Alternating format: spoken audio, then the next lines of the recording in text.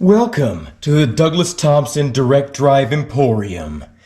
Here today we have the Cammus, the Simagic Alpha Mini, and the Fanatec CSL DD. So I'm going to do a comprehensive sort of scoring system, and then we're going to add it up at the end. We're going to put things into different categories. It's a 3-point scale. So we're going to go over some categories, and I'm going to explain to you why I think it's the best or the worst or the middle. You know, we're just going to go over it together. Here we go. So first category is craftsmanship. Now, the Simagic Alpha Mini, in my opinion, has the best craftsmanship out of these three, followed by the Cammus, then the CSL DD. The CSL DD just kind of, it feels more like a workhorse. Like it's just like, it works, and that's all it needs to do. In my opinion, it's the least attractive, and it is the worst built. Simagic is just like a big old chunk of aluminum. Like, listen to that. Right? Good. Pretty much gets more and more hollow the further you go up here. 3 points, 2 points, 1 point. Power.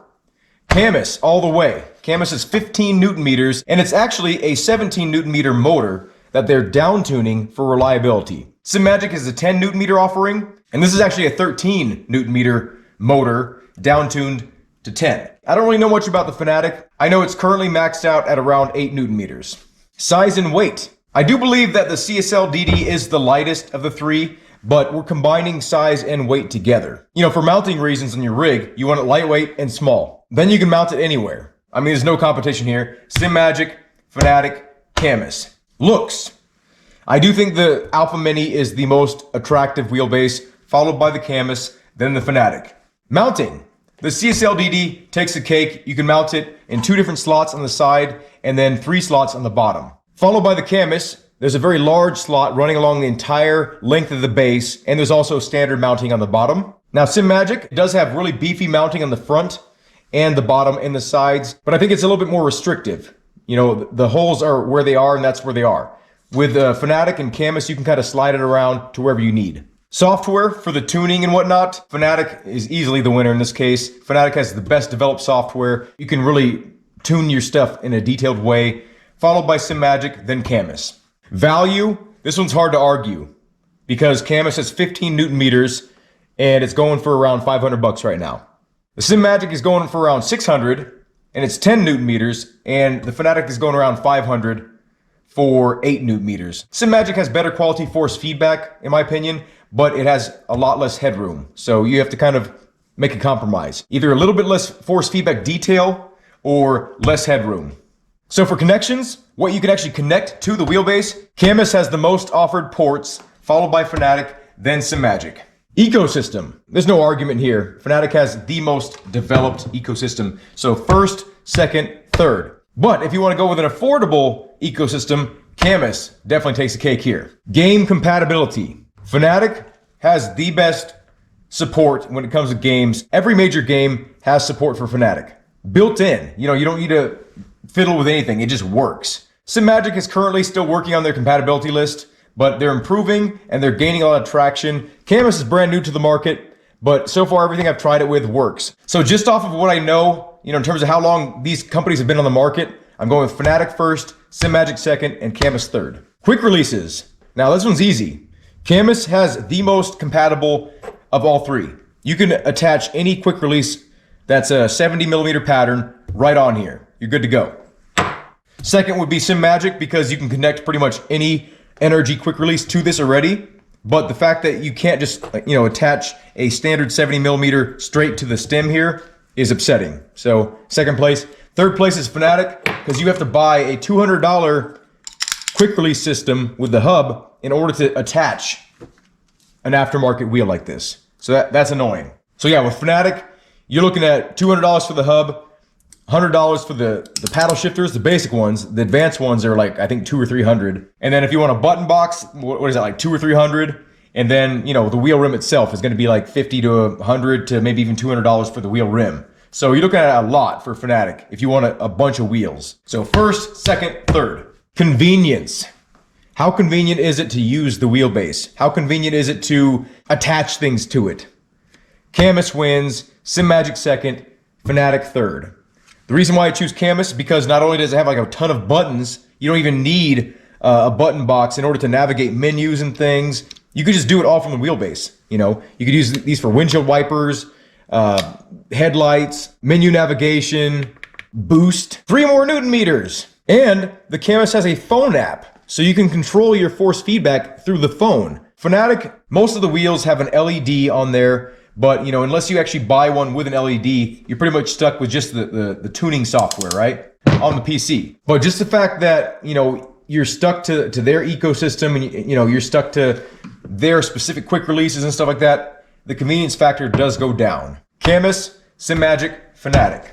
Materials. Again, there's no arguing that Simagic is just using the absolute beefiest stuff. Really high quality feeling materials, like even the plastics that are on it and the carbon fiber, it just all feels premium. I would go first, second, third. Customer service. Based on my personal experience, Cammus has been there for me. When I reached out to them, they were immediate. They were really hungry for my business. They were hungry to answer all my questions. You know, they're not like bothered by the fact that you have questions. They want to inform you as best they can about their product that they're really excited about. Simagic, I'm going to say that they're one of the harder people to get a hold of. Simagic, the company. But when you go through one of their authorized dealers, they're easy to get a hold of. And they answer pretty quick, like within a day or two, right? Fanatic, good luck. Sometimes it's been like a month before they got back to me on certain things. Fanatic's popularity is a factor here, but the fact that they're not investing more in their customer service department is concerning. They're only worried about selling. And I've had a lot of problems with their products. And they're not quick. They're the biggest company of the three, and they have the worst customer service. First, second, third. Overall force feedback satisfaction. Now this one's a bit of a toss-up because I like the Cammus better. I like the force feedback quality, like it feels more realistic, but I'm not able to get all those small details, you know, that I can with the CSL DD and the Simagic Alpha Mini. But the fact that I can boost it up past anything what these two can do is a big feature. You know, if I want to drive a car that has no power steering, I can do that with this one. These two, you can't do that. There's no way either of these can replicate a car without power steering. But I will say that the Simagic Alpha Mini, when talking about the really small nuanced details, has all three of these beat. The CSL DD would be second place and Cammus would be third for small details. For big details, Cammus, Simagic, Fanatic. Practicality. This is really important to me. What can I do with a wheelbase? Again, this is gonna have to go to Cammus for first place. It's got a bunch of buttons on the wheelbase. Very practical, very functional. It has the most compatible quick release bolt pattern. You know, I can attach whatever. This is a $25 quick release, right? I can get a bunch of these and then I'm set. I can attach a bunch of wheel rims and we're golden, right? The Simagic, you can't do that unless you want to pay another 70 bucks or something like that for another stem flange thing to be able to actually use a 70mm quick release. Fanatic, the least practical of all when it comes to quick releases because you can only use theirs. And this is expensive too. You can't just get by with like a $25 quick release and be good. You can't. You have to get their hub, their quick release, all that stuff you have to. So last place, second place, first place. And this is clearly the most versatile because you can tune it to any car. I'm able to use this wheelbase to replicate what my car really feels like, my 04 WRX with no power steering. This one does feel a little more realistic, even though you don't get those small vibrations of the road, or less of them, I should say. But what is there feels more realistic with the Cammus. The CSL DD does feel great, but you know, once you get to a certain point, it chokes a little bit. With the type of racing that I do, rally racing, all three of these would be a good option. Pick your poison at that point. You know, all of these can replicate the forces that a rally driver would be experiencing in a contemporary rally. But if you're into open wheel racing, older cars, cars without power steering, being able to replicate damage to your car, Cammus, all day long. Then the Simagic Alpha Mini, then the Fanatic CSL DDD. Did I just say DDD? So if you're wondering about the Mini specifically, I would say that the Mini feels closer to the CSL DD than it does to the DD1 or DD2 in terms of performance and power. And also the force feedback. It feels closer to the CSL DD than it does to the DD1 and DD2, which in my opinion, the DD1 and DD2 have inferior force feedback quality at these levels. You know, at 8 Newton meters, this is king in Fanatic's world. But this is better. The Cammus, in terms of power, is much closer to the DD1. When I tried it at 100%, it was awesome. You know, I'm not gonna ever drive like that for long periods of time, but if I did want to do that, this would satisfy that part of me that wants that, like, you know, it's not so much that it's unusable. You know, when you get to 25, 30 Newton meters, I just feel like that's too much, right? Like, I'm never gonna use that. Unless we're talking about the wheel rotation stop, like, you know, you want that to be as hard as possible. But rarely will you ever utilize that much force. So this is a really good middle ground for the majority of people, in my opinion. My personal choice of these three, in terms of what I would recommend to people and what I want to use for myself as a long-term base, is the Cammus. I wish it was smaller. I wish it had a little bit more detailed force feedback. And when I say that the Cammus has less detail than these two, not to say that it's not there. It is there. You can still feel all the little vibrations. You can still feel like all the little bumps and things, but they're a little bit more round feeling compared to these. Like, you can make these feel really sharp, which actually might feel less realistic. But the fact that you can do that with the tuning software is important to me. You know, you have an option. So if you have a particular game that just, no matter what, feels too round in terms of the force feedback, you can kind of adjust it with these two and make it feel sharper. This one, you kind of stuck with sort of round, more realistic feeling, honestly. It does feel more realistic to me. If you're working with a budget, there is no beating the Cammus right now. You can get a wheel with a button box, with paddle shifters, with a quick release for $200. You can get this base for $500 or $600, something like that. With the wheel and the base combo, you can get it for around $800. That's an immense value. Not to mention the quick release. The quick release, you can change it out to whatever you want. You know, you don't have to use electronics. You know, this is compatible with any quick release that I can think of on the market right now. The Fanatec CSL DD, I do think it has great value, especially if you're just getting into the DD market.